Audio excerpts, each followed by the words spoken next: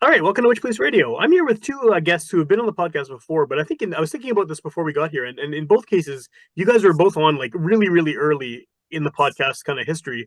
One of you was on like in one of the first years, and then the other one was on like maybe 3 or 4 years into it. But I mean, it's been a while. I've been doing this thing forever, and neither of you have been on recently. So I know there's a lot to talk about. I think that the best way to start this off is if the two of you want to introduce yourselves, and then maybe just give a bit of background about why we're here today. Because I mean, you've both been in bands that I've talked about on the show before, but we're talking about something a little different today. So, Sean, do you want to start?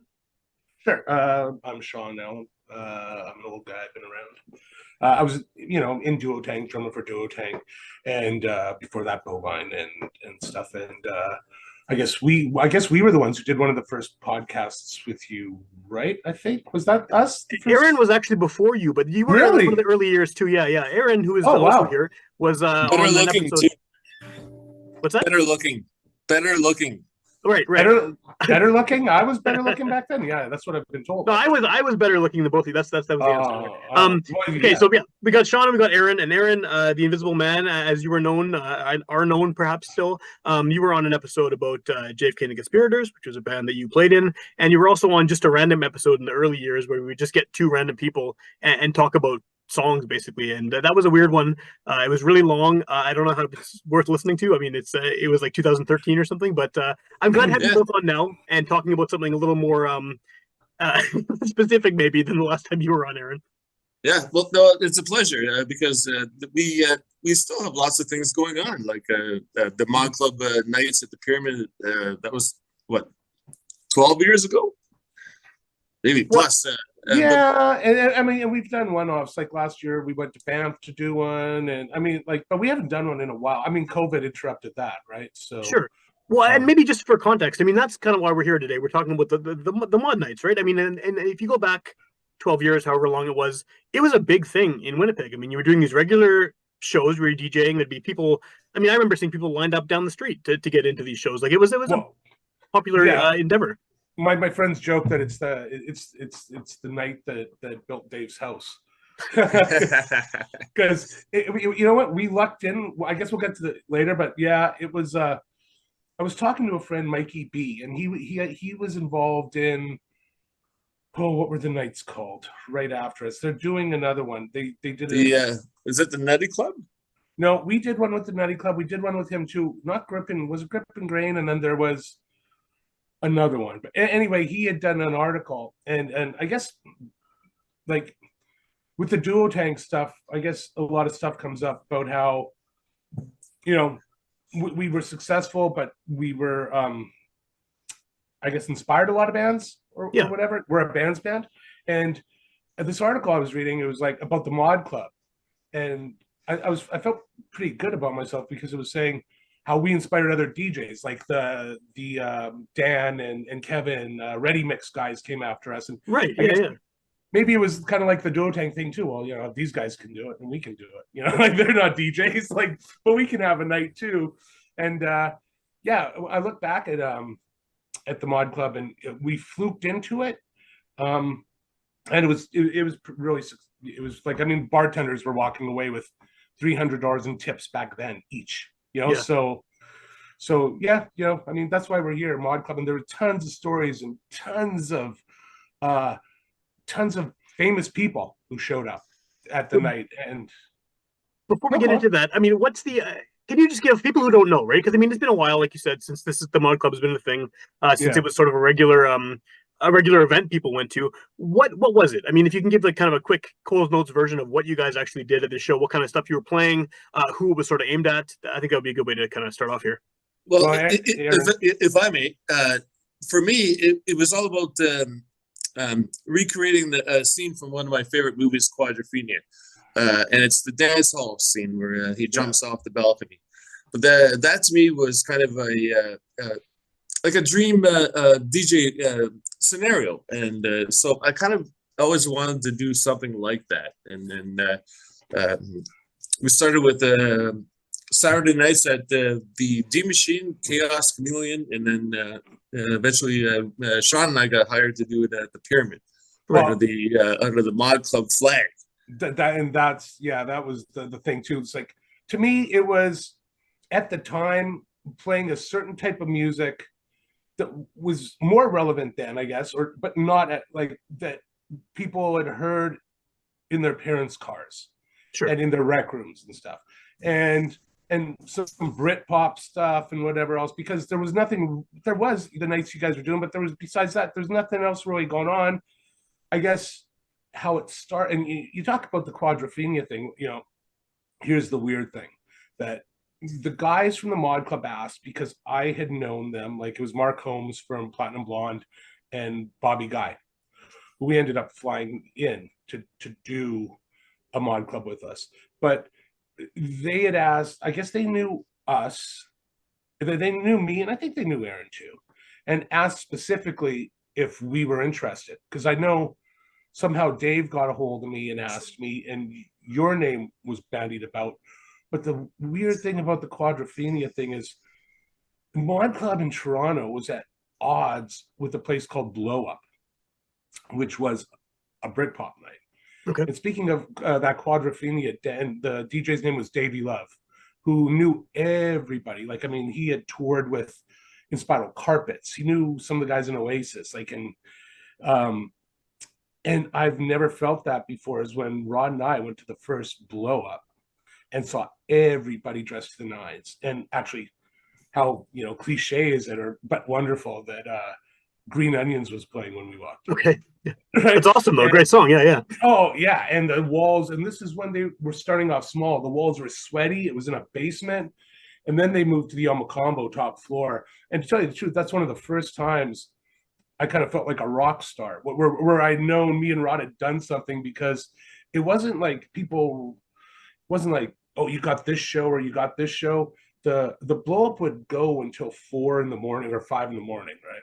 And Rod and I, whenever we were in Toronto, we never missed one, because we Okay. At the end we became friends with Davey and everything. But and there was a lineup. It was like 1 in the morning, and the guy at the door recognized us and took us in to meet Davey. And that's when I felt like, oh my God, this was the second time when they moved to the Combo. It was like, that's when I knew, oh, you're doing all right. You know what I mean? Now we're in Blow Up. But anyway, so they were at odds with kind of the Mod Club started doing nights on the same night, which kind of made no sense, but they were great guys. I mean, it's Toronto, it's a big enough city, but I guess I'm rambling on. But so then when the Mod Club asked us to do it, I realized we can do something with this. And to tell you the truth, I don't know what Aaron thinks, but I didn't expect much from it.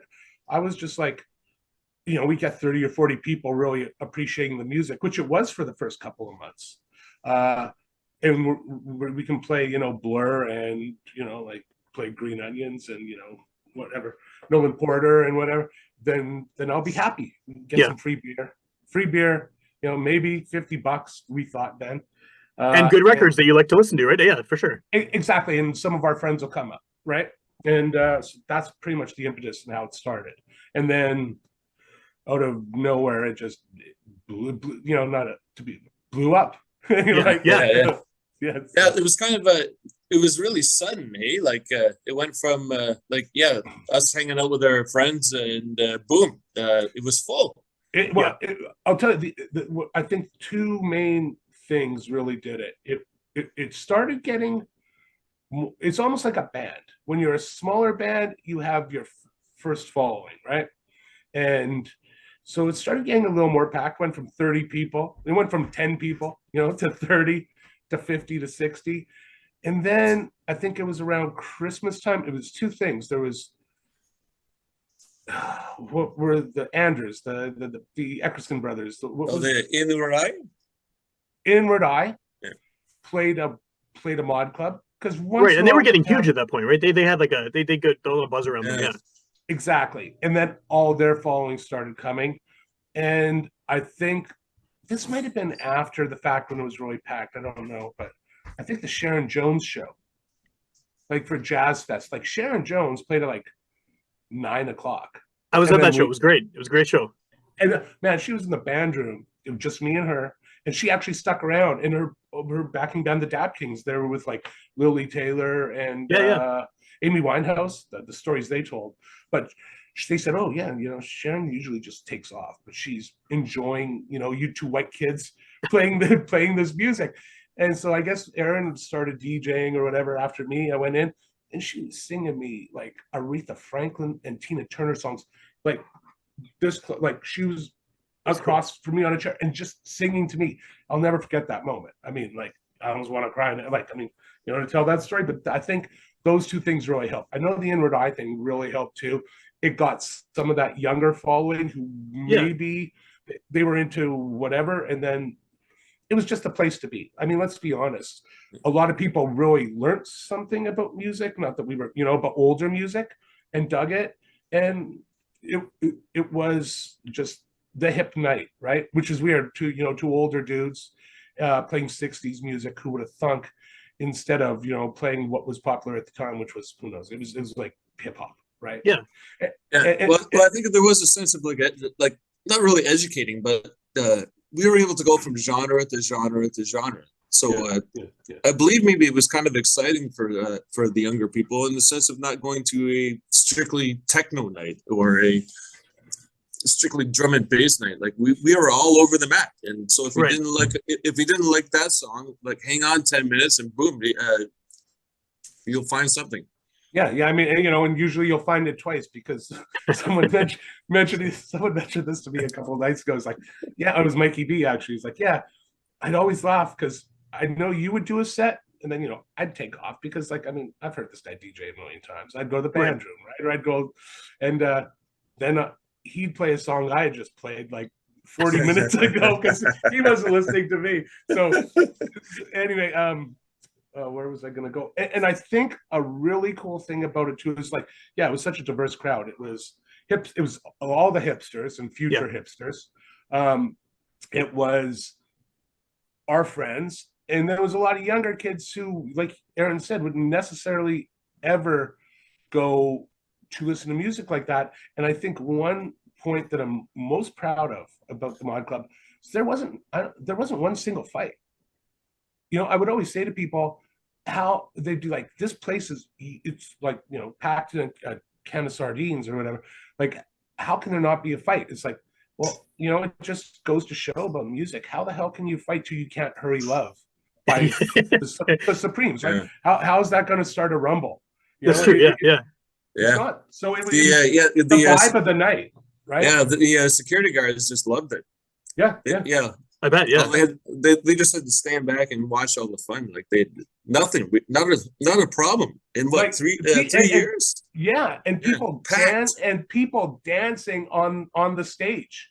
You know, I think that's the most tense it ever got. It was like when someone would bump into you know, one of our table a bit, like, and then once it was unfortunate, but a woman had fallen off the stage, and she was fine after, but I mean, shook it up, where to the point where, and I just remember some people were actually getting angry, like, whoa, how could you keep the music going? And not, so it's like, well, you know, if you're kind of have done that for a long time, you don't stop the music and have everybody pay attention to someone who's hurt. You know what? Hey, look over here. You know, it's like, I don't even think I knew what had happened actually. Like it was so crowded and so many people around. Like if you was stopped and made a scene out of it. Well, no, that's exactly it. Everybody stop having fun, and you're drunk, and just let's stand here in silence as this, you know, woman is attended to.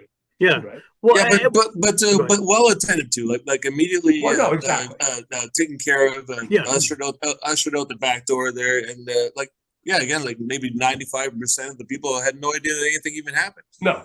And that's like one out of like 3 years, and that's not even like. And that was it was an accident. It was an accident where she fell off the stage. Well, and she was quite fine, by the way. That's good. That's what you want. So that keeps the positive vibe going, right? As long as no one's seriously injured. But so at one point, this was it became like the place, like you said, the place to go.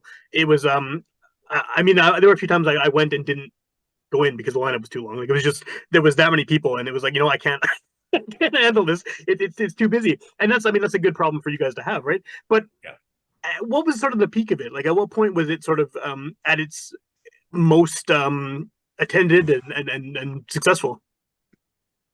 You know what? This is the weird thing about Winnipeg. I would say, I'm like halfway through the run, like always, right? But this is Winnipeg, and this is the odd thing because I went to Arizona with the McKeegan brothers, which is a podcast in itself. I love them, but going on a trip with those two guys, because that was pretty much a bonus. I don't know why Aaron didn't come. I don't know why it was just me, and I felt bad about it. Like, I mean, you yelled at me about it, but it's like, oh. But it was packed up until one night before that flight. It was like 3/4 of the crowd, and then it was half the crowd, and then it was gone. It was dead. Yeah. It happened that quick, which was just like, what the hell just happened? So it was always pretty much peaking and stayed that way, and then just went boom. And then a couple of weekends after that, that's when Reddy Mixon, Mikey B, and Rob Villar's thing, they were smart enough to go, okay, well, let's start something on a Thursday at a D Machine. Right, get that audience that isn't going to Mod Club anymore. Yeah. Because it just was like, I mean, and I guess, pat ourselves on the back that we kept it for that long. But then it was like, well, I guess that's Winnipeg too, and you're the hip thing, and then you're not, and then boom. Yeah. Right? But is that just the nature of doing this? Like that's gonna inevitably happen? Like it's just gonna, something new will come up, or people are gonna change their tastes or something like that. I mean, and I think we just had our run, right? I mean, we were even just starting to mail it in and play the same stuff, and I wasn't looking like for new music to play, or I mean, we were kind of stuck in a genre, but not really. I mean, we could have played newer Britpop or whatever. I mean, right. Whatever Britpop is. I remember at the Mod Club having a conversation with someone telling me that the Cardigans weren't Britpop, and Swedish pop, right? Yeah, Swedish Britpop. But I mean, everybody I knew who was in a band or like mod music or whatever listened to that first Cardigans album, Life. Great right? album, like, yeah. So it's just like, it's Britpop to me because, or not. I mean, Swedish. It's mod music. That's what I mean. Because anybody who was into mod culture liked that album, right? I mean, mod is whatever you make it. I mean, well, it's funny that you just we're talking about this because I know when you were on the first time talking about Duotang, the whole thing about whether you were a mod band came up, and that kind of label it sort of followed you around, and it almost seemed like it wasn't something you welcomed as a musician. But then with the DJ thing, you start up the mod club, leaned fully into the mod thing, right? Like both of you seemed like it was sort of that was like a badge of pride to be the mod DJs. Well, yeah. Well, I mean, just because, like I said, like it was started in Toronto. That was the name we used, and it was like, yeah. I mean, with the Duotang thing, we were labeled in that. I mean, I know there's still grown adults who like talk about they're not a mod. He's not. It's like, who cares? Like, I mean, but yeah, we did wear it as a badge of pride because at that time, like I said, there was nothing else in Winnipeg that was playing. I mean, that's the thing about Blow Up the first time I went, and then the Mod Club, and then even at this place in Vancouver before Winnipeg, I was like, wow, there's bars that play like Oasis and like the Stones and like the Kinks. I was like, wow. So yeah, I guess I embraced it more with the Mod Club. Yeah, I embraced it with Duotang too. It's just like, let's talk about the music more. And but then with the DJing thing, it's no, we're specifically playing. We're not playing Metallica. We're not playing stuff on the radio. We're playing a certain. Even though after a few drinks, Aaron used to get mad at me about like I'd kind of veer off. What were some of the doozies I played, Aaron, that you get mad about? Oh my God! What's the song that you always wanted to finish with? Not Last Dance by Donna Summer. Yeah, that one. Yeah, there you go. I like it. You know what? You know what I'm gonna next time we DJ. You know what I'm gonna be finishing off with? Yeah. Last Dance by Donna Summer. I don't care. Well, it's a given now. Yeah, now you said it. So okay, so that maybe is a good segue into. I mean, the next time you DJ, well, the reason we're talking about this now is because you guys are doing this again. Why now? I mean, like you said, it kind of had its time and then it ended. And I mean, it's many years later now. I know you've done other things throughout the years, here and there. But what is the impetus for in 2024 trying to do this again here? I'll let Aaron answer. But first, I think it was just people. Yeah, no, go ahead. People were bringing it up to me all the time about Mod Club stories and everything. Right. And remember the Mod Club? There isn't really, I feel bad for the kids now. I mean, there's not really anything like that. I don't think we're going to capture magic in a bottle and have it again. It's just like, I had an old friend who I used to talk to, and they had said, you got to get DJing again. You like it. They were also saying I should start drumming again. We'll talk about that later. But and I was like, yeah. And me and Aaron, we stopped doing it, but we never said we'll never DJ again. Right. It's just a chance to do some one-offs, play the music we like, and hopefully some new kids come out and a bunch of old friends come out. Like if it's free or if it's $5 or it's like come. The thing with the Mod Club and doing nights like that, I was DJing at Bar Italia for a while on Wednesdays because Ray asked me with a friend, and it was fun because I didn't have to keep a dance floor. Right. I could play Tame Impala, I could play Granddaddy, and then I could play some Who or. I mean, with the Mod Club, it's a lot of work because when you're doing that kind of night, you constantly want a dance floor, right? So we're going to be doing a birthday party, not much pressure, and then on June 14th, we're going to be doing the ANAF as the Mod Club. Okay. And the type of place it is, I mean, it would be great if we had a dance floor going all night. It would be great if we had a dance floor for 20 minutes going, right? But if we don't, and there's people show up and have drinks and enjoy the music, right now, that's all that matters to me. And, so, Aaron? Yeah, well, I think a couple of things. I miss my radio show. Like, I haven't done my I miss your radio show on FM since COVID. So I'm kind of missing the interaction with the picking of music and thinking about the mathematics of my sets. Yeah. And then when the Mod Club was sort of finishing at the Pyramid, we all got married and we all had kids.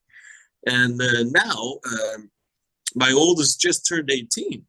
So maybe I got a little more time on my hands too. Like maybe and I think like a bunch of people in our sort of circle friends kind of thing that are about the same. Like they only go out once a month to something really special, to make it more of an event versus like a weekly thing that we used to have. And, can't do it anymore. Yeah. So where they know people there, right? Yeah. So I think the idea is to create like something once in a while that is more of an event and will draw that out and maybe working in a smaller environment like the AMAF club, you get 50 people in there. It's going to be a good time, Yeah. But we're hoping for 150. Don't get me wrong, but not like the Pyramid where it's a barn. Like you get 50 people in there and then it looks empty, right? It's empty. Yeah, whether or not people are having a good time or not, but. Well, the perception is that it's empty. Yeah, but that's more of a venue where you're going for that specific reason, right? Like, I mean, it's you don't go to the Pyramid to sit at a table with your buddies and have a couple of cocktails. Like, I mean, it's a barn where it looks funny if nobody's dancing. That's right. Yeah. Right? Or you go to the ANAF or even like the Bar Italia or whatever, where there's people digging it, but they're sitting down, they're walking around the room. You do that at one of those venues like the Albert, or say when the Goodwill was around, we're saying come dance, right? Yeah. Like, so it's a totally different kind of vibe.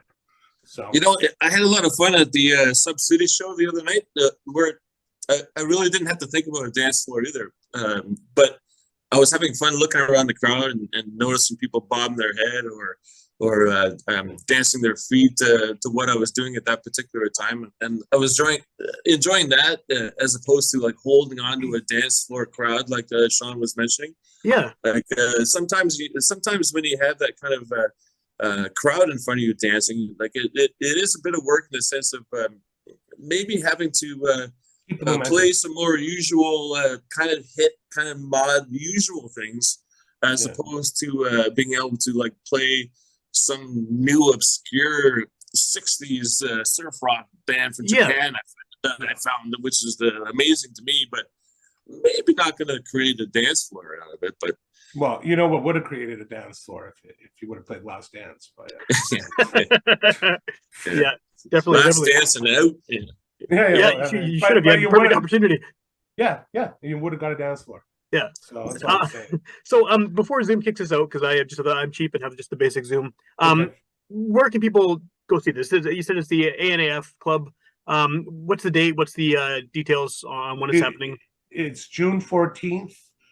We were holding off to just get more information until we did this with you, which we're appreciative of. And I think it's a Friday, June 14th. If not, it's June 14th. And I just called Anders from what's the band again? Inward Eye. Inward Eye, and because I guess he's managing there or taking care of that stuff, and asked him if he'd be interested. He's like, "Oh yeah, right." So we were waiting to do this, and there'll be posters. We'll post on our social media page, like our Facebook page for the Mod Club, and yeah, it'll be the first time we're doing a thing this Saturday for Steve McKeegan's birthday, but that's just because we like he's a good guy and we're doing it. But that's more like a private party almost. It's a warm up, I guess, for you guys. Yeah, basically a warm up. Exactly. Yeah. This is not going to be the first one. Like we're gonna get the ball rolling, I guess, and do a few more along the way here. Like this is not going to be the only one for 5 years. No. We'll keep doing it. We'll keep doing it. And yeah, I mean, I guess I talked too much. So because it would have been great to get into like how I was talking about all the famous like the stories, just with the Luke Wilson and who's the guy from Titanic, Brian Paxton.